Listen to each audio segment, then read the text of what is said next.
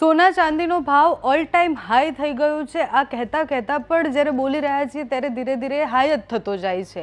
એટલે છેલ્લે જ્યારે વિડીયો બનાવ્યો એના પછી જ્યારે આજે વિડીયો બનાવી રહ્યા છે ત્યારે જે ઉછાળો આવ્યો છે ચાંદીનો ભાવ એ 3 લાખની ઉપર પહોંચવો એ ખૂબ ચોંકાવનારી વાત છે। અને સામાન્ય માણસ હવે ચાંદી વિચારે તેને એવું જ લાગે કે ચાંદ સુધી એનો ભાવ પહોંચી ગયો છે। બંનેમાં ખૂબ ઉછાળો આવ્યો છે સોના અને ચાંદીના બંનેના ભાવમાં। વિસ્તારથી એ વિષય પર વાત કરવી છે। નમસ્કાર, આપની સાથે હું છું પાયલ।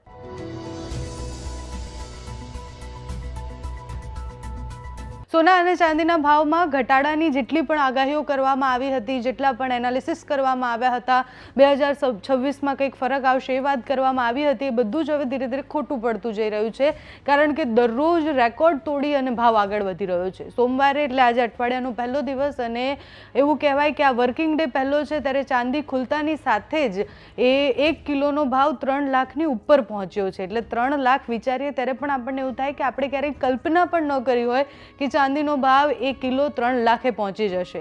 ઇતિહાસમાં પહેલીવાર ચાંદી આ સ્તરે પહોંચ્યું છે અને હજુ પણ એ ભાવ વધતો જ જાય, એની ટોચ જે છે એ વધતી જ જાય એવું આગાહી એવી કરવામાં આવી રહી છે। સોનાનો ભાવ પણ ઓલ ટાઈમ હાઈ જ છે। ચાંદીના ભાવની વાત કરીએ પહેલાં તો ચાંદીના ભાવમાં 13,553 રૂપિયાનો વધારો થયો છે, જે પહેલીવાર 3 લાખને પાર આંકડો પહોંચ્યો છે।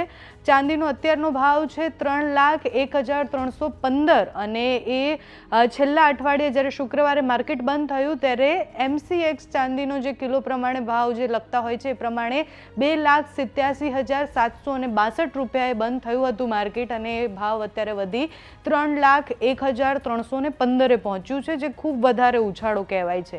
સોનાના ભાવમાં પણ એવી રીતના જ ઉછાળો આવ્યો છે। સોનાના ભાવની વાત કરીએ તો MCX સોનાનો ભાવ ચાંદીની જેમ જે આંકતી હોય છે પ્રમાણે 5 ફેબ્રુઆરીના રોજ જ્યારે માર્કેટ બંધ થયું ત્યારે 1,42,517 પ્રતિ 10 ગ્રામે હતું અને પછી સોમવારે જ્યારે માર્કેટ ખુલ્યું છે ત્યારે 1,45,500 રૂપિયાની એ ટોચ પર પહોંચ્યું છે।